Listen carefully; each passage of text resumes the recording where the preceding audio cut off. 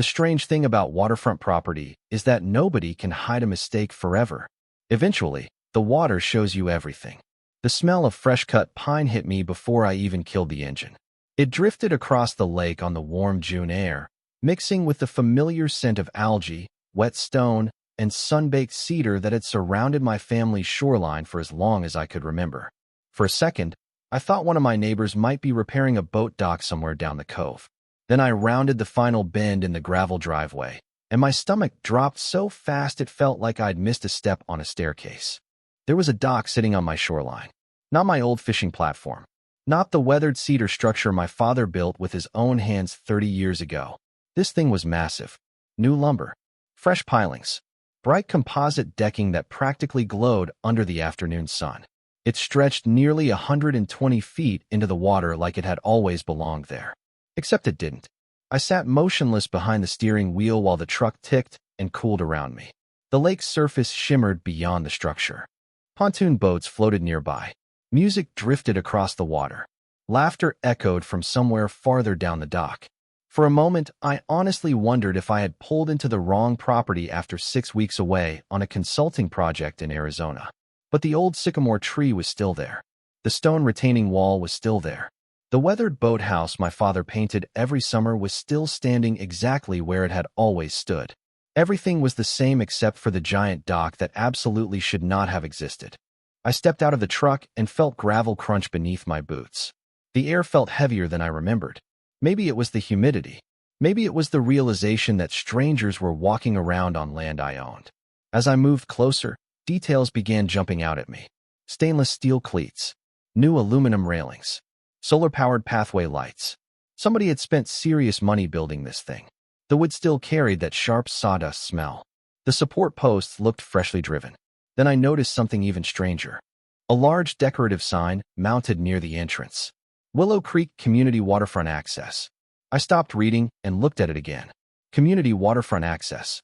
The words sat there in polished blue lettering like they belonged. Like they had always belonged. My shoreline. My property. My tax bill. My deed. Yet somehow a sign was informing me that it was now community access. The sound of a boat horn echoed across the cove.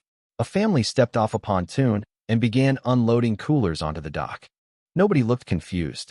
Nobody looked nervous. They acted like this was completely normal. Like they had every right in the world to be there. One man even waved at me. "Beautiful day, isn't it?" he called. I stared back at him and managed a nod. Inside, my mind was racing. The last time I had stood on this shoreline, there had been nothing there except grass, shoreline markers, and my father's old fishing bench overlooking the water. Now there was a structure worth tens of thousands of dollars sitting directly on my property.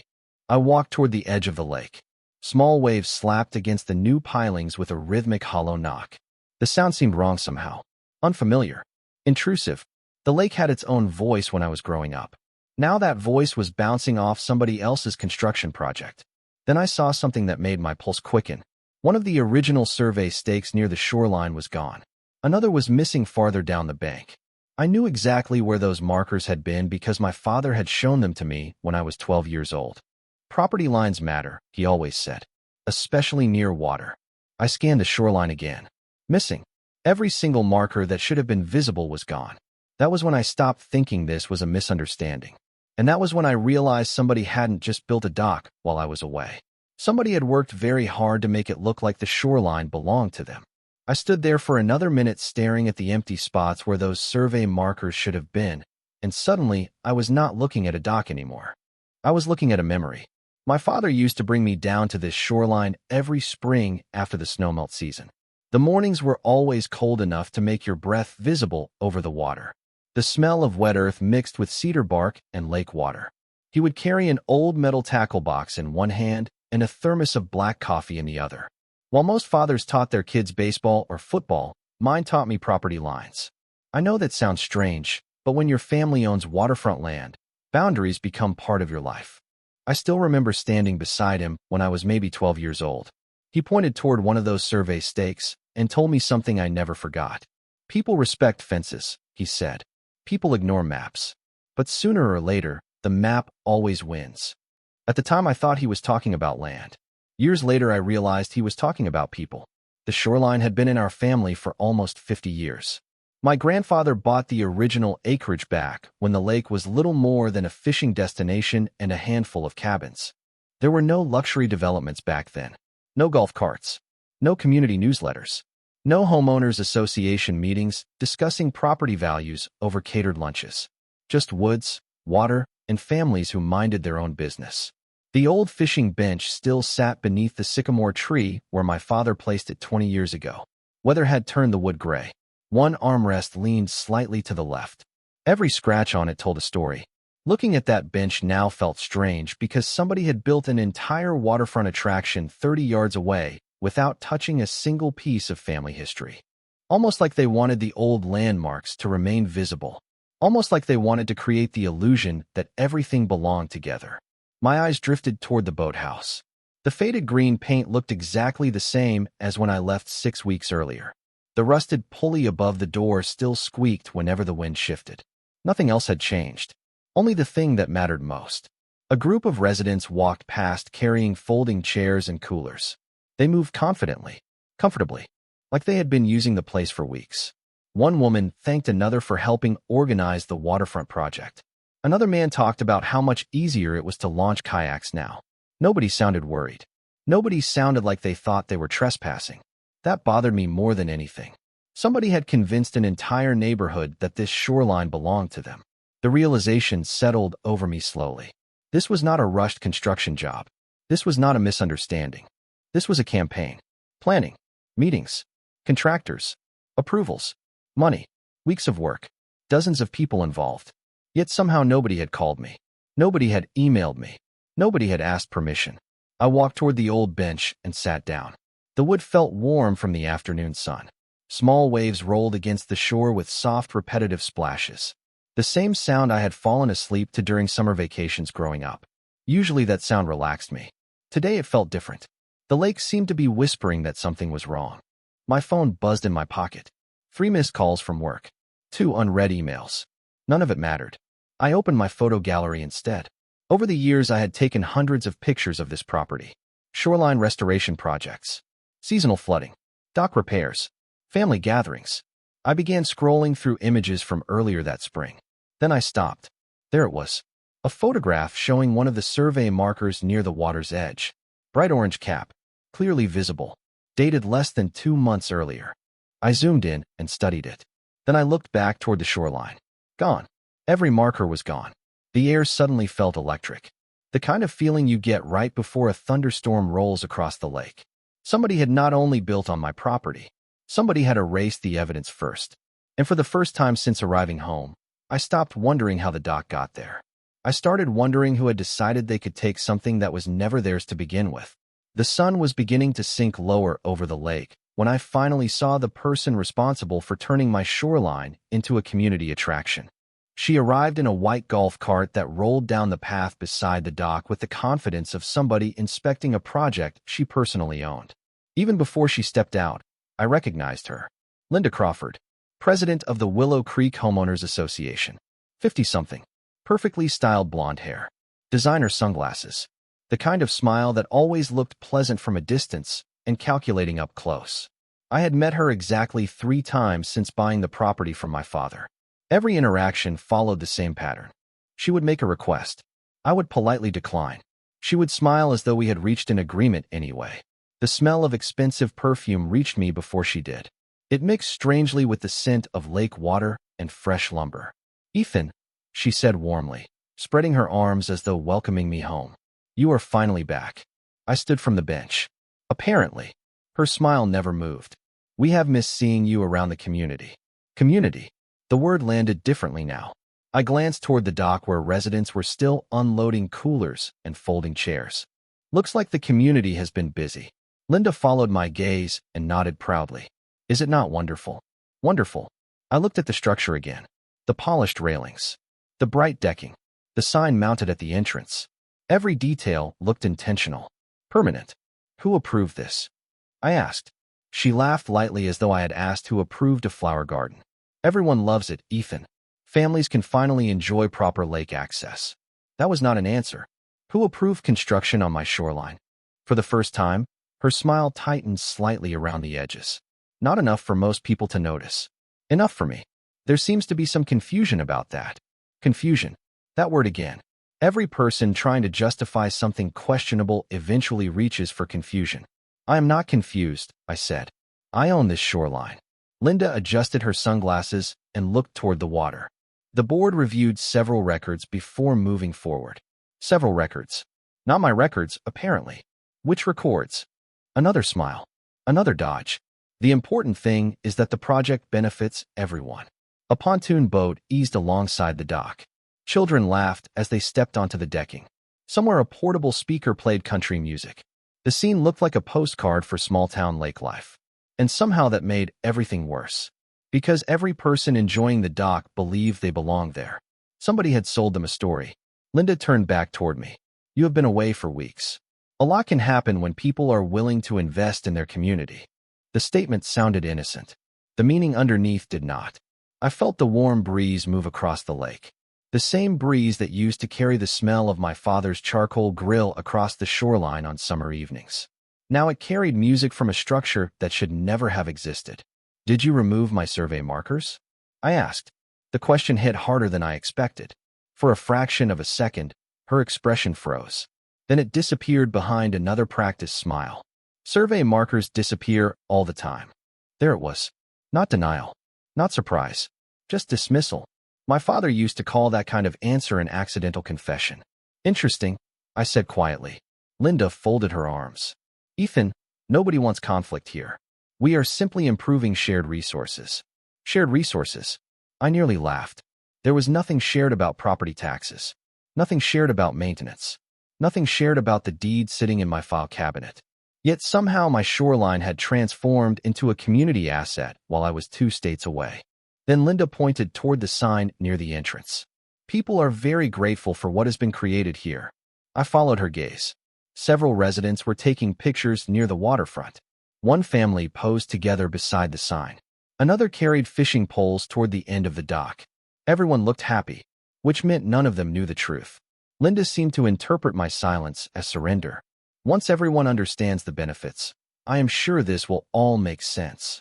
Then she climbed back into her golf cart and drove away, leaving the faint smell of perfume lingering in the humid air. I watched her disappear around the curve of the shoreline path. The sound of the electric motor faded. The lake grew quiet again, but one sentence kept replaying in my head. The board reviewed several records before moving forward. Not permits. Not approvals. Records. Whatever story Linda was telling people, she believed paperwork existed to support it. And if paperwork existed, then somewhere there was a trail.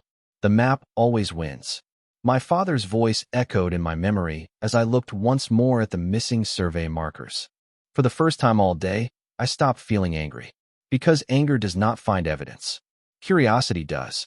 The next morning I was standing outside the county records office before the doors even opened. The air smelled like fresh rain on hot pavement, and a thin layer of fog still hovered over parts of the lake behind town. I carried a travel mug of coffee that had already gone cold because my mind was somewhere else entirely. All night, I kept replaying Linda's words. The board reviewed several records before moving forward.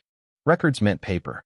Paper meant signatures, maps, permits, surveys, easements, approvals, or at the very least a trail of assumptions somebody had decided to treat as facts. By 8:30, I was sitting at a public computer scrolling through property maps.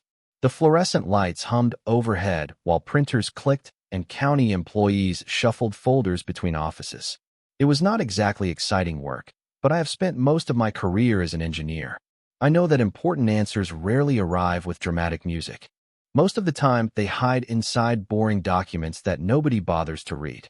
The first surprise came quickly. There was no permit application for a waterfront structure on my parcel. None. Not pending. Not approved. Not denied. Nothing. I searched again using the parcel number. Then the address. Then neighboring lots. Same result. The dock simply did not exist in the permitting system. That should have been impossible. A structure that size required reviews, environmental checks, inspections, and approvals. Yet somehow an entire dock had appeared without leaving a footprint in the records. The woman at the counter helped me pull older files from storage. Within 20 minutes, a stack of documents sat beside me. shoreline maps, parcel histories, easement records, transfer agreements. I worked through them one by one. Around noon, I found something that made me sit up straighter. 3 months earlier, the Homeowners Association had submitted a proposal called the Community Waterfront Enhancement Initiative. The title sounded harmless. The description sounded harmless too. Improved recreational access, increased property value, expanded resident amenities. The kind of language people use when they want everyone nodding before anyone starts asking questions. But the attached map stopped me cold. According to the proposal, the shoreline where the dock now stood was labeled as community access frontage. I stared at the page for several seconds. Community access frontage. My shoreline. My parcel number appeared on the same map. Yet somehow the area had been shaded and labeled as if it belonged to the association. I checked the signatures. No owner authorization. No notarized approval. No easement agreement. Nothing from me. Nothing from my father. Nothing from anyone in my family. Just a board submission and a recommendation memo. My pulse quickened. Somebody had not merely built a dock. Somebody had created paperwork designed to support a story. I requested copies of everything. The printer spit out page after page while the smell of warm toner filled the room. Then I found another detail. The proposal referenced shoreline markers that allegedly identified the area as common-use property. I read that sentence twice. Shoreline markers. The same markers that had conveniently disappeared. Suddenly, those missing stakes looked far less accidental. By late afternoon, I drove back toward the lake with a folder thick enough to barely fit under my arm. The sky had darkened with heavy clouds, and the water reflected a dull silver color beneath the approaching weather. As I pulled into my driveway, I noticed something new. 2 additional signs had appeared near the entrance path leading toward the dock. Guest parking for community waterfront access. They had not been there yesterday. The project was still expanding. While I stood there reading the signs, a pickup truck rolled slowly past. The driver lowered his window. He looked to be in his late 60s. Local. Someone I vaguely recognized from years ago. "You are Ethan, right?" he asked. I nodded. He glanced toward the dock and then back at me. His expression shifted slightly. "Thought you should know something." His voice dropped lower. "A crew was out here one evening about a month ago pulling stakes out of the ground." He paused.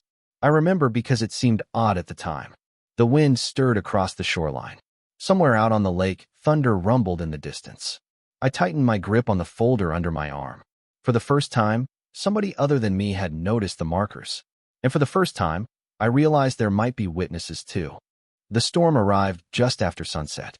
Rain tapped against the windows of the lake house, while distant thunder rolled across the water like heavy machinery moving somewhere beyond the horizon. The smell of wet cedar drifted through the screened porch, mixing with the scent of old paper as I spread documents across the dining room table. Property maps, survey records, copies of the association proposal, photographs from my phone. The witness statement I had typed up after speaking with the man in the pickup truck. Piece by piece, the story was becoming clearer. The problem was that clarity did not automatically create action. The next morning, I contacted the county planning office. I expected concern, maybe urgency. Instead, I got bureaucracy. The woman on the phone sounded polite enough. She reviewed the parcel number, checked a few records, and promised somebody would look into it. The conversation lasted less than 5 minutes. By the end, I had the distinct feeling my file had just joined a stack of hundreds of other files waiting for attention. 2 days passed. Nothing happened. The dock remained busy. Every morning I watched residents arrive carrying fishing gear, coolers, beach bags, and folding chairs. Every evening boats tied up to slips that should never have existed. The sounds carried across the water constantly now. Laughter, boat motors, music, conversations. My private shoreline felt less like private property and more like a public park. On the 3rd day, I drove into town and met with an attorney whose office overlooked the courthouse square. The waiting room smelled faintly of leather and coffee. Diplomas covered the walls. After reviewing my documents, he leaned back in his chair and sighed. "You have a strong ownership claim," he admitted. "But litigation takes time." Time. Everybody seemed to have plenty of it except me. He explained court schedules, filing procedures, hearings, motions, and delays. Months, possibly longer. By the time he finished talking, I could almost hear another boat tying up to my dock. I thanked him for his advice and left with a folder full of information but no immediate solution. Outside, the afternoon heat shimmered above the pavement. Across town, a banner hung outside the Homeowners Association clubhouse. Community waterfront celebration this Saturday. I stared at it for several seconds. Celebration. They were planning a public event around a structure that appeared nowhere in the permit records. That evening, I drove past the clubhouse parking lot. Volunteers were carrying tables inside. Decorative signs leaned against the building. One of them showed a large photograph of the dock at sunset. Another displayed a slogan about expanding lake access for future generations. The confidence amazed me. Nobody acts that comfortable unless they believe their position is protected, or unless they believe nobody will challenge them. As I sat in the truck, my phone buzzed with an email notification. The sender was the Homeowners Association. For a moment, I thought it might be an explanation, an apology, some attempt to address the situation. Instead, it was an announcement celebrating the success of the waterfront project. Attached was a map showing recreational amenities throughout the neighborhood. There, highlighted in bright blue, was my shoreline, labeled as community access frontage, the same phrase I had seen in the county records. I opened the attachment and zoomed in. Something immediately caught my attention. Near the shoreline boundary sat several small symbols representing survey markers. According to the map, they still existed. I looked up from the phone toward the water beyond the windshield. The actual markers were gone. Yet somehow they remained visible on every official drawing being circulated by the association. That detail stayed with me all night. Around midnight, I spread the documents across the table again. Rain tapped softly against the windows. The old clock above the fireplace ticked steadily in the silence. I compared maps, dates, property descriptions, signatures. Then I noticed a reference buried deep inside one of the older shoreline records. It mentioned a historical survey archive maintained separately from modern county databases, a legacy file collection dating back decades. The notation was brief, easy to overlook. Most people probably had, but something about it felt important.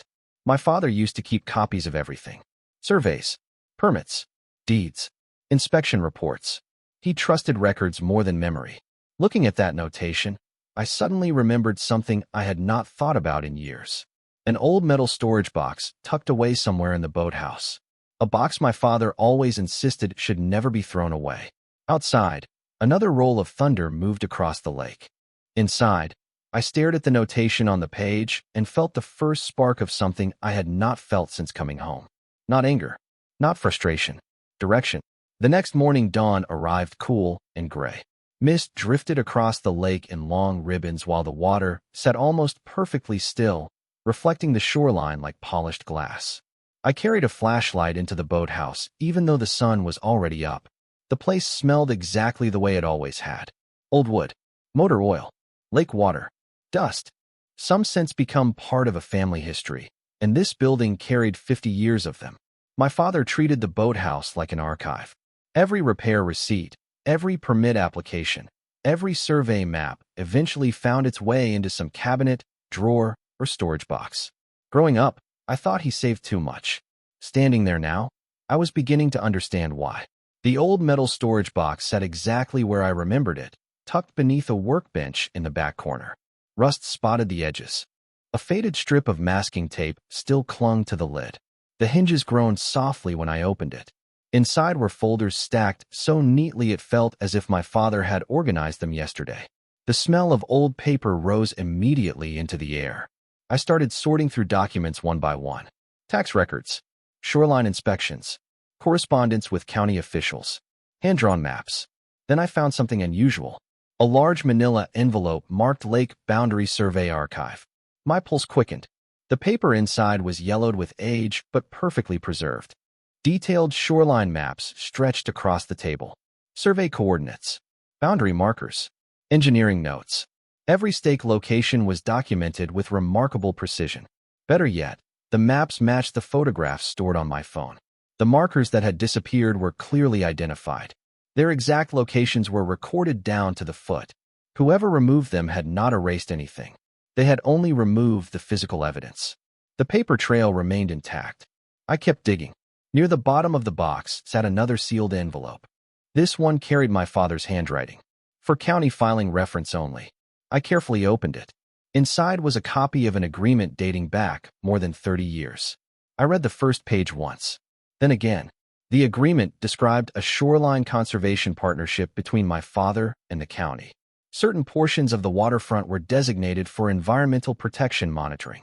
In exchange, the county maintained permanent archival records independent of standard property databases. Suddenly, the notation I had discovered in the planning records made perfect sense. There was an entirely separate archive, one specifically designed to preserve original shoreline documentation. My father had anticipated future disputes decades before they ever happened. I drove directly to the county archive office that afternoon. The building sat behind the courthouse and looked like it had not changed since the 1980s. Inside, the air smelled faintly of cardboard and aging documents. A clerk helped locate the conservation files. 20 minutes later, several boxes appeared on a rolling cart. The first file contained photographs. The second contained survey reports. The third contained something even better. Certified shoreline plats bearing county verification stamps. Original boundary documents. Legally recognized and preserved outside the normal system. Every marker, every coordinate, every property line, completely untouched. As I reviewed the records, another detail emerged. The conservation agreement required notification before any major shoreline modification could occur. Any dock construction, any excavation, any structural change. The county was supposed to receive notice. Yet no notification existed. No request. No review. No approval. The silence in that file cabinet spoke louder than any document. By the time I left the archive office, a thick stack of certified copies rested under my arm. For the first time since returning home, I felt something shift.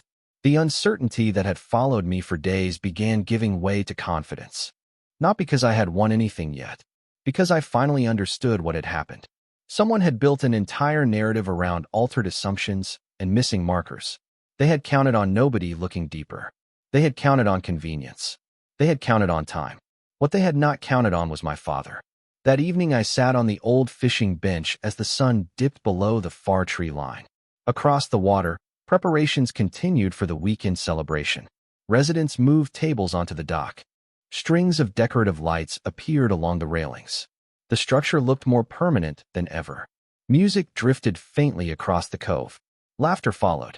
Nobody seemed worried.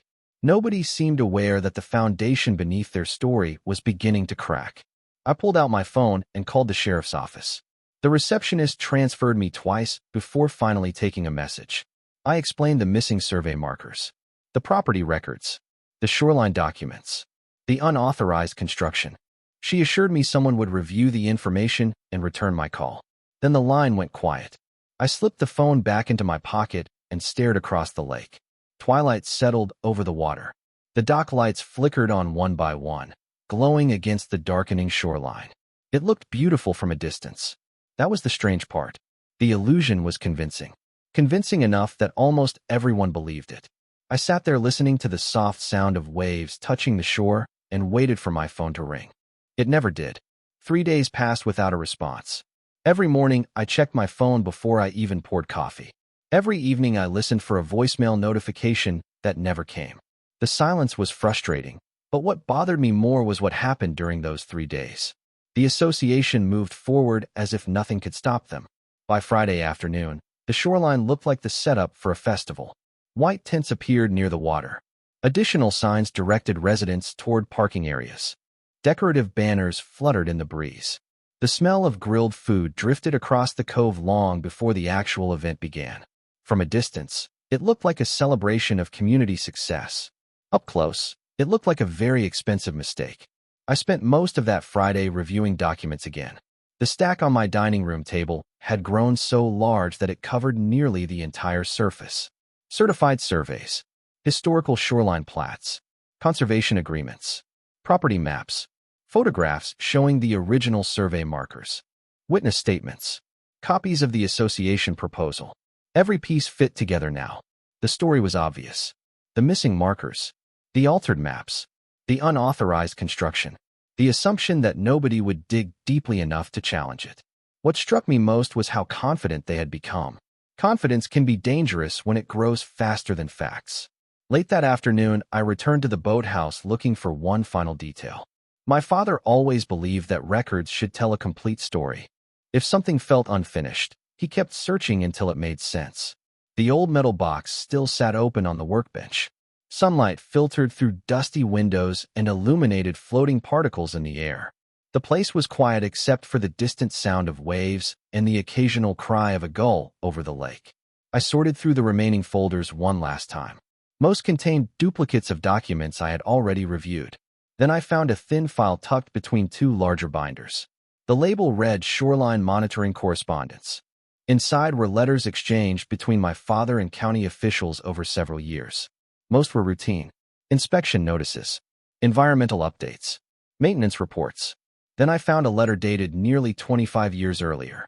My father had written it himself. The paper felt fragile beneath my fingers. I read every word slowly. He described concerns about future shoreline development and requested clarification regarding enforcement authority if protected boundary markers were ever removed. Attached to the letter was the county's official response. I read that twice, then a third time. The answer was simple and remarkably specific. Any intentional removal of protected shoreline markers fell under direct county review and could trigger involvement from both land management officials and local law enforcement. I leaned back in my chair and stared at the document. The room suddenly felt smaller. For days I had been treating the missing markers as supporting evidence. According to the county's own response, they were much more than that. The markers themselves represented protected survey controls tied directly to recorded boundary documentation. The realization changed everything. I scanned the letter immediately and added it to my growing collection of evidence. Outside, preparations for the waterfront celebration continued. Vehicles arrived throughout the afternoon. Volunteers unloaded supplies. Portable lights appeared along pathways leading toward the dock. The entire event seemed designed to reinforce one message. This belongs to the community. That evening, as the sun sank behind the trees, I walked down to the shoreline and sat on the old fishing bench. The air carried the smell of charcoal, fresh-cut grass, and lake water. Across the cove, golden light reflected from the railings of the dock. Families moved back and forth preparing for tomorrow's gathering. They laughed. They smiled. They took photographs. Most of them probably had no idea there was a dispute at all.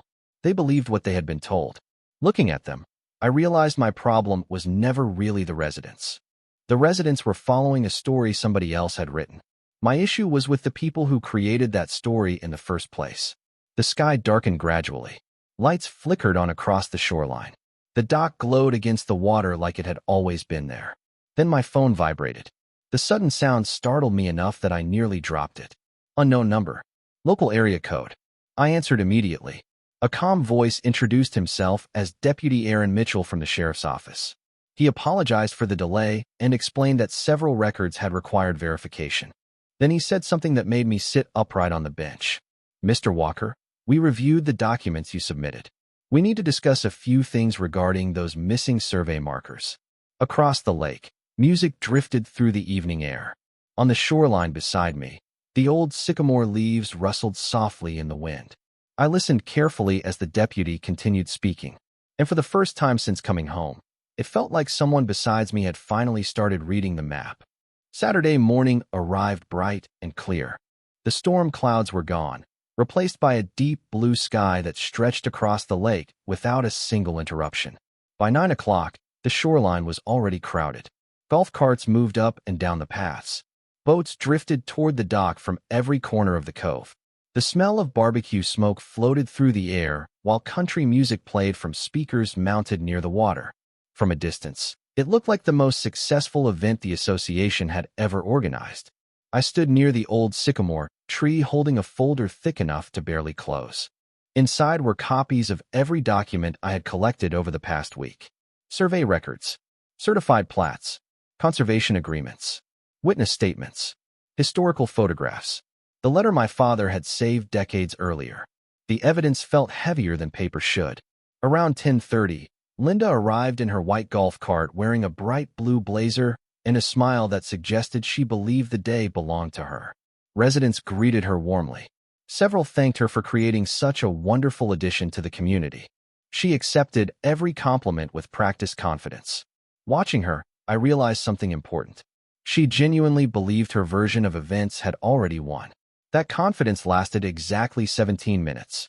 The first vehicle appeared at the end of the access road shortly before 11. Then another. Then a county survey truck.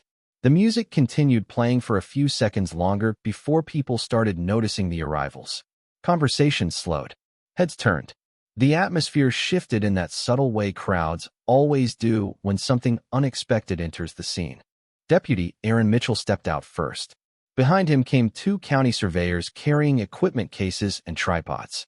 A representative from land management followed close behind. Nobody looked hurried. Nobody looked angry. They simply looked prepared.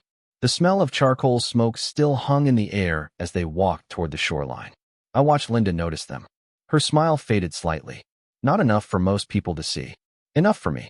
Deputy Mitchell approached and greeted me with a firm handshake. Then he introduced himself to several officials standing nearby.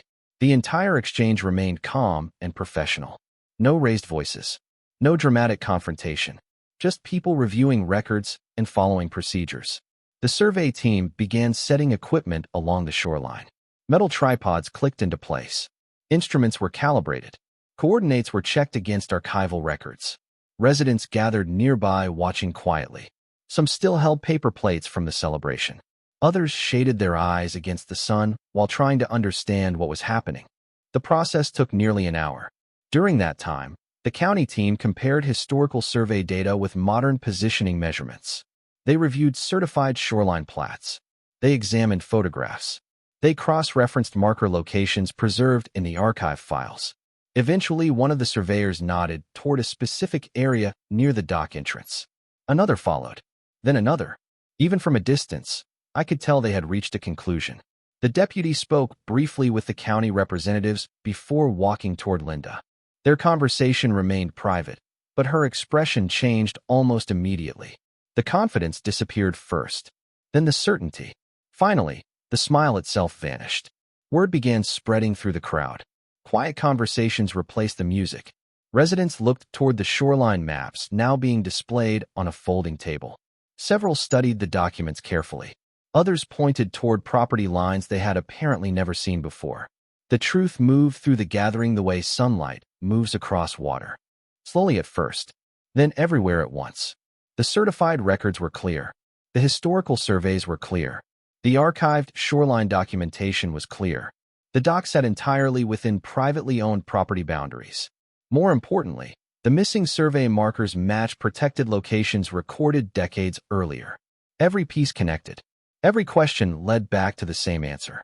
By early afternoon, county officials completed their review. Notices were issued. Further use of the structure was restricted pending resolution of multiple property and permitting issues. The celebration ended without anybody announcing its end. Families quietly packed coolers. Boats untied from slips. Folding chairs disappeared. Music stopped. One by one, people left. I remained standing beneath the sycamore tree, watching the shoreline slowly empty. The dock was still there physically, but something fundamental had changed. For the first time since returning home, it no longer looked permanent. It looked temporary, like an illusion that had survived only until someone checked the map. The lake was quiet again 6 weeks later. That was the first thing I noticed when I stepped onto the shoreline just after sunrise. No music, no golf carts, no boats tied to slips that should never have existed. Just the soft sound of water touching the bank and the distant call of a gull somewhere over the cove. The air smelled like cedar, wet grass, and fresh morning dew. For the first time since returning home, the shoreline felt familiar again. The process that followed the county review had not happened overnight. Real resolutions rarely do. There were meetings, inspections, permit investigations, and legal reviews. Additional survey teams returned several times. Historical records were compared against modern filings. Archived maps were verified. Witness statements were collected. Every step seemed slow while it was happening. Looking back now, it moved exactly as fast as the facts required. What surprised me most was how quickly the story changed once the records became public. Residents who had originally supported the project began asking questions. Not angry questions. Honest ones. They wanted to know why certified surveys had been ignored. Why property boundaries had been presented incorrectly. Why protected shoreline markers had disappeared. Why no proper permits existed. The answers never seemed to arrive. Facts have a strange way of creating silence when there is no good explanation available. One afternoon, I watched county crews reinstall the original survey markers using archived coordinates preserved in the conservation records. The metallic tap of their equipment echoed across the shoreline. Marker by marker, the boundary returned exactly where it had always been. I stood beside one of the surveyors as he checked the final location. He smiled and pointed toward the marker cap. "According to these records," he said, "this thing has been documented longer than either of us have been alive." That felt oddly satisfying. Not because it proved I was right, because it proved my father had been right. Maps matter. Records matter. Patience matters. The dock remained standing for a short time after that, while final determinations were completed. But its future was already obvious. Without valid authorization, without permits, without legal access rights, the structure had become exactly what it always was. A mistake. I happened to be present the morning removal work began. The same shoreline that once echoed with construction now echoed with dismantling. The sound was strangely familiar. Tools, equipment, workers moving carefully from one section to another. Piece by piece, the structure that had seemed permanent started becoming a pile of materials. I remembered the first day I came home and saw it stretching across the water. At the time it looked unstoppable. Now it looked temporary. Just another project ending. Linda attended several of the later meetings. She rarely spoke. The confidence that once seemed endless had disappeared completely. Eventually, the association selected new leadership and shifted its focus toward repairing relationships inside the community. Residents wanted transparency, accountability, simpler goals. The waterfront celebration signs disappeared. The community access maps disappeared. The slogans disappeared. Paper promises have a short lifespan when compared to recorded property lines. One evening near the end of summer, I carried the old metal storage box back into the boathouse. The same box that had sat untouched for years. The same box containing the surveys, letters, and documents that ultimately changed everything. Sunlight streamed through the dusty windows, while lake water reflected moving patterns across the walls. I placed the files back inside carefully. My father's handwriting still appeared on several folders. Looking at those labels, I realized something that had not occurred to me before. He never kept those records because he expected trouble. He kept them because he understood that ownership is more than possession. Ownership is memory, responsibility, stewardship. It is taking care of something long enough that future generations can trust what they inherit. Later that evening, I sat on the old fishing bench beneath the sycamore tree. The shoreline stretched quietly before me. The original markers stood where they belonged. The water reflected the orange glow of sunset. Somewhere across the lake, a boat engine hummed softly before fading into the distance. Everything felt exactly as it should. My phone buzzed once with a final county update confirming that the matter had been officially resolved. I read the message, slipped the phone back into my pocket, and looked out across the water. The funny thing is that people often expect justice to arrive with sirens, shouting, or dramatic speeches. In my experience, it usually arrives in cardboard archive boxes, survey maps, old letters, and records nobody thinks to read. The dock disappeared. The shoreline remained. And as the last light of day settled across the lake, I found myself smiling at a lesson my father had taught me decades earlier. People may ignore the map for a while, but sooner or later, the map always wins.